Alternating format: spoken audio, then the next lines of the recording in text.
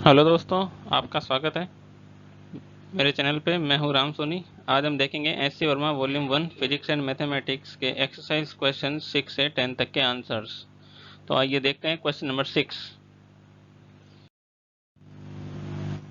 Question number 6, two vectors have magnitude 3 unit and 4 unit respectively. What should be the angle between them if the magnitude of the resultant is 1, 5 and 7 units? हमें ये देखना है कि ये तीन resultant कब मिल सकते हैं। तो देखिए फर्स्ट सिचुएशन, इसमें क्या ले सकते हैं अपन। जैसे अगर 4 यूनिट का वेक्टर इस तरफ हो राइट साइड में, एंड 3 यूनिट का जो वेक्टर है वो लेफ्ट साइड में हो, तो रिजल्टेंट क्या आ जाएगा, 4 माइनस 3, और उसका वैल्यू क्या आएगा 1 यूनिट। तो एंगल कितना है उन दोनों के बीच में, 180 डिग्री। तो इसका आंसर क्या होगा, राइट आंसर 180 डिग्री। कि जब दोनों वेक्टर अपोजिट डायरेक्शन में हो तभी दोनों का रिजल्टेंट 1 यूनिट आ सकता है। B 5 unit. 5 यूनिट कब हो सकता है, जब दो वेक्टर्स, जैसे मान लिया एक अपने पास 4 यूनिट का वेक्टर ये हो, एंड दूसरा जो वेक्टर है अपने पास वो 3 यूनिट का हो, और अगर इनका रिजल्टेंट हमें फाइंड करना हो 90 डिग्री पे हो मान लिया ये, तो रिजल्टेंट 90 डिग्री वाला क्या होता है, r is equal to 4 square plus 3 square का रूट। तो अपने पास क्या आ जाएगा 25 एंड दैट इज 5। तो अपने पास हम देख सकते हैं कि एंगल क्या है इस सिचुएशन में, 90 डिग्री। तो 90 डिग्री सेकंड का आंसर। 7 यूनिट कब हो सकते हैं, जब दोनों वेक्टर सेम डायरेक्शन में हो, मान लिया ये 4 वेक्टर भी इसी तरफ हो और 3 वेक्टर भी इसी तरफ हो, 4 यूनिट वाला और 3 यूनिट वाला दोनों सेम डायरेक्शन में हो, तो टोटल कितना हो जाएगा 7 यूनिट। देन हम कह सकते हैं कि दोनों के बीच में एंगल क्या है, 0 डिग्री। तो हमने तीनों का आंसर देखा। आइए देखते हैं क्वेश्चन नंबर 7। क्वेश्चन नंबर 7 कह रहा है कि एक spy report about a suspected car reads as follows. एक कार जो है वो मूव करती है, एक स्पाई जासूस जो है बताता है कि ये कार जो है 2 किलोमीटर ईस्ट की तरफ गई। तो मैंने मान लिया ये अपने पास ओरिजिन है, मैं ओरिजिन बना रहा हूँ इधर, और ये कार जो है ओरिजिन से चलना स्टार्ट करती है, 2 किलोमीटर तक जाती है। मान लिया यहाँ 2 किलोमीटर तक गई, ठीक है, इस तरीके से। इसके बाद में ये ईस्ट की तरफ जा रही थी इधर। उसके बाद में क्या किया इसने, लेफ्ट टर्न लिया और 500 मीटर चली। अब इसके लिए लेफ्ट टर्न ऊपर की तरफ हो जाएगा नॉर्थ डायरेक्शन में। तो लेफ्ट टर्न लिया और कितने डिस्टेंस तक चली, आधे किलोमीटर तक, 500 मीटर तक। उसके बाद में वापस राइट टर्न लेती है और 4 किलोमीटर तक चलती है।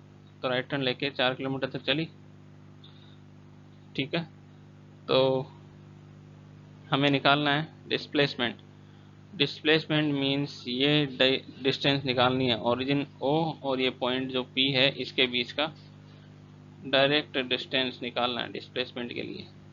तो ओपी का वैल्यू निकालने के लिए हमें, अगर मैं इस पॉइंट पी का पोजीशन वेक्टर निकाल लूँ तो उससे भी ये निकाला जा सकता है। मान लिया अपने पास ये पॉइंट पी जो है इसका कोऑर्डिनेट क्या होगा, देखते हैं। देखो ये 2 किलोमीटर, ये 4 किलोमीटर एंड ये हाफ किलोमीटर। तो हम कह सकते हैं कि इसका एक्स कोऑर्डिनेट हो जाएगा 4 + 2 6 एंड वाई कोऑर्डिनेट हो जाएगा हाफ, यानी 0.5। तो ये इसके कोऑर्डिनेट हो जाएंगे। तो डायरेक्टली हम 2 पॉइंट के बीच में डिस्टेंस फॉर्मूला से भी इसको कर सकते हैं डिस्टेंस के लिए। डिस्टेंस ओपी का वैल्यू क्या आ जाएगा, अगर मैं मान लूँ कि ये x2 है, ये x1 है, सॉरी ये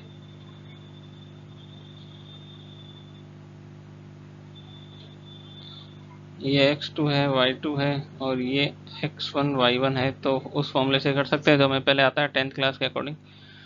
एंड वेक्टर से अगर करना चाहें तो वेक्टर ओपी लिखेंगे हम 6i cap and 0.5 j cap. अगर हमें इस वेक्टर का लेंथ निकालना है वेक्टर ओपी का लेंथ निकालना है, जो कि हमारे पास क्या होगा, डिस्प्लेसमेंट होगा। तो उसको कैसे फाइंड कर सकते हैं, आई और जे के कोफिशिएंट का स्क्वायर करके ऐड करना है और इसका रूट कर देना है। तो हमारे पास क्या आ जाएगा आंसर, 36 प्लस 0.25। इसका जब रूट करेंगे तो अपने पास डिस्प्लेसमेंट का वैल्यू क्या आ जाएगा, डिस्प्लेसमेंट ओपी का वैल्यू क्या आ जाएगा, 6.02 kilometre, that is the displacement. और अगर हमें ये थीटा निकालना है तो थीटा निकालने के लिए हमने ट्राइंगल बनाना है। तो ट्राइंगल से हम निकाल सकते हैं tan theta is equal to perpendicular, perpendicular का लेंथ क्या है, हाफ किलोमीटर। तो ये हाफ एंड इसका बेस क्या होगा, 6, perpendicular upon base that is 1/12। तो थीटा जो है उसका वैल्यू क्या हो जाएगा, डायरेक्शन क्या हो जाएगी डिस्प्लेसमेंट की, tan inverse 1/12। Thank you. Question number 8, carrom board जो है उसका साइज गिवन है 4/4, has the queen at centre. एक क्वीन जो है उसके सेंटर पे है, यहाँ पर ओ पे। The queen hit by the striker, striker से उस क्वीन को मारा जाता है, वो रिबाउंड करती है यहाँ पर, जो सामने हमारे पास है गिवन है, टी पे रिबाउंड कर रही है, डायग्राम में देख सकते हैं। And striking end goes in the hole behind the striking line. हमें यह निकालना है, find the magnitude of displacement of the queen. Displacement निकालना है from the centre to the front edge. Centre to the front edge का मतलब क्या, front edge का मतलब क्या है, डिस्टेंस क्या निकालनी है हमें, एक तो ओपी निकालना है और एक निकालना है P A, from the front edge to the hole P A, and फिर centre to hole O A. ये तीनों डिस्टेंस फाइंड करना है। तो हम इसको डायग्राम में समझ सकते हैं। हम ट्राइंगल लेते हैं ओ पी क्यू। ये पॉइंट अपने पास क्या है, ओ है, ये क्यू है, ये पी है, ये डी है, थोड़ा बड़ा लिख देता हूँ मैं इनको, और ये ए है। इस तरीके से मैंने पॉइंट बताए। तो हम ट्राइंगल ले रहे हैं ओपीक्यू। ओपीक्यू ट्राइंगल में जो है पीक्यू का वैल्यू क्या हो जाएगा, ट्राइंगल ओपीक्यू में पीक्यू का वैल्यू क्या होगा, पी क्यू, इसका वैल्यू क्या होगा, O Q into tan theta. O Q का वैल्यू क्या है, देखो हम जानते हैं कि ये और यहाँ से लेकर जो लेंथ है वो कितने की है, 2 फीट की है। ठीक है, तो हम आराम से इसको लिख सकते हैं 2 tan theta, that is the equation number 1। अब हमारे पास हमें निकालना है डीपी का वैल्यू। डीपी का वैल्यू फाइंड करने के लिए हम ट्राइंगल लेंगे, ट्राइंगल पी डी ए। इस ट्राइंगल में हम निकालेंगे DP is equal to A D tan theta. तो हमारे पास इसका वैल्यू क्या आ जाएगा, एडी का वैल्यू क्या है, 4 tan theta is equal to 2। तो हम डीपी का वैल्यू रख देते हैं। डीपी का वैल्यू क्या होगा, AD tan theta is equal to 4 tan theta. कैसे आएगा ये वैल्यू, हम देख सकते हैं, देखो यहाँ पे डीपी जो है वो परपेंडिकुलर है थीटा के सामने वाली साइड, और एडी जो है वो बेस है। तो परपेंडिकुलर अपॉन बेस जो होता है tan थीटा होता है। इसका मतलब डीपी अपॉन एडी, डीपी को अगर एडी को डीपी के नीचे लिया है तो tan थीटा आ जाएगा। तो डीपी का वैल्यू क्या होगा, एडी tan थीटा। एडी का वैल्यू अपने पास 4 tan थीटा है। दोनों इक्वेशन को ऐड किया तो अपने पास इक्वेशन को ऐड करने के बाद में क्या आ गया, देख लो, ये आ गया अपने पास P Q plus D P is equal to 6 tan theta, क्योंकि 2 + 4 tan theta is equal to 6 tan theta. P Q plus D P का वैल्यू क्या आया, डी क्यू। डायग्राम से देख लो, इन दोनों को जब ऐड करते हैं तो क्या आ जाता है, डी क्यू। तो हमारे पास डी क्यू आ गया इसका आंसर। तो हम देख सकते हैं कि 2 6 tan theta is equal to 2 is equal to 6 tan theta. tan theta is equal to क्या गया, 1/3। और अगर हम ये tan थीटा का वैल्यू इसमें यहाँ रख दें, एक तो यहाँ रख दें और एक यहाँ रख दें, तो अपने पास PQ और DP का वैल्यू आ जाता है, जो कि मैंने यहाँ लिख दिया है। ठीक है, PQ का वैल्यू क्या है 2/3 एंड DP का वैल्यू क्या है 4/3। फिर हम क्या करते हैं, OP का वैल्यू निकालते हैं, क्योंकि हमें सबसे पहले क्या पूछा हुआ है, OP पूछा हुआ है। तो OP का वैल्यू कैसे निकालते हैं, OP एक राइट एंगल ट्राइंगल है जिसमें ये थीटा है, तो हम क्या करते हैं OQ प्लस QP करते हैं। ठीक है, तो OQ square plus QP square is equal to, इसका रूट जो है हाइपोटेनस आ जाएगा। तो हाइपोटेनस निकालने के लिए हमने वैल्यू रखी और अपने पास हाइपोटेनस क्या निकल गया 2/3 रूट ऑफ 10। इसी तरीके से जो PA है, ये जो PA है ये भी इस ट्राइंगल में एक हाइपोटेनियस है। कौन से में, जो ट्राइंगल हमें सामने दिख रहा है। ठीक है, तो इसमें भी हम अगर ट्राइंगल से हाइपोटेनस निकालें तो इसका वैल्यू आ जाएगा 4/3 रूट ऑफ 10। और OA का डायरेक्ट डिस्टेंस हम निकाल सकते हैं। कैसे, हम देख सकते हैं कि ये वाली साइड जो है वो 2 सेंटीमीटर का है, ये वाला साइड भी 2 सेंटीमीटर का है, तो हाइपोटेनस क्या आ जाएगा 2√2। ठीक है, तो अपने पास इस तरीके से इन तीनों के आंसर निकल जाएंगे। Thank you. क्वेश्चन नंबर 9 में पूछा हुआ है कि एक मॉस्किटो जो मच्छर है वो उस बेड की जो साइज है जिसपे नेट लगा हुआ है, मॉस्किटो नेट मच्छरदानी जो लगी हुई है, उसकी हाइट जो है वो 3 फीट है, और उस बेड का साइज जो है वो पलंग का साइज 7/4 7 फीट बाई 4 फीट है। The net has hall in one corner of the bed. नीचे वाले कॉर्नर पे एक हॉल है। ठीक है, जैसे मैंने मान लिया इस तरीके का कुछ बेड पे नेट लगा हुआ है। ठीक है, तो इसके मान लिया इस कॉर्नर पे एक हॉल है, या किसी भी एक कॉर्नर पे एक हॉल मान लो। ठीक है, मान लिया इस कॉर्नर पे एक हॉल है।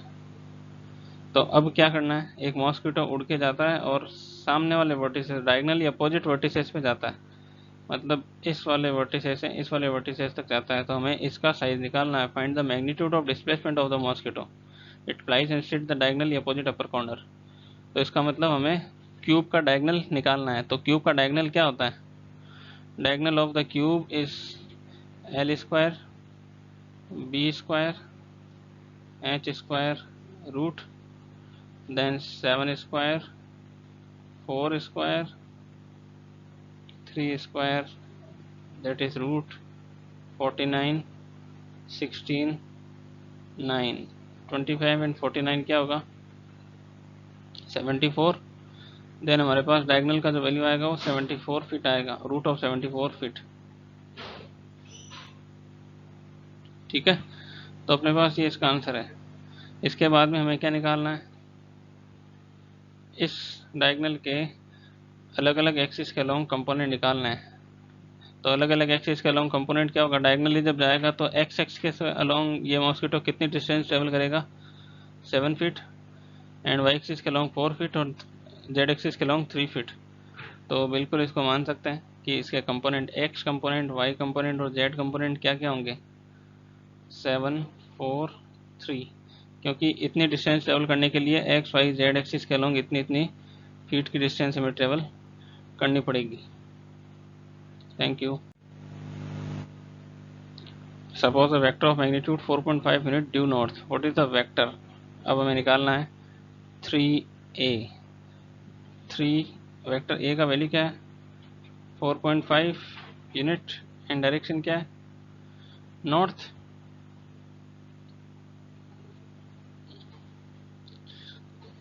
मल्टीप्लाई करते हैं तो हमारे पास आंसर क्या आ जाएगा इसका 13.5 यूनिट एंड डायरेक्शन क्या आएगी due north. Question number B -4a, -4a का मैग्नीट्यूड क्या है 4.5 यूनिट नॉर्थ। तो इसको मल्टीप्लाई करेंगे तो आ जाएगा 18, एंड माइनस जो है वो मैं नॉर्थ के ऊपर लगा दूं एक बार के लिए, तो ये क्या हो जाएगा माइनस नॉर्थ का मतलब साउथ। तो 18 यूनिट ड्यू साउथ इसका आंसर आएगा। Thank you.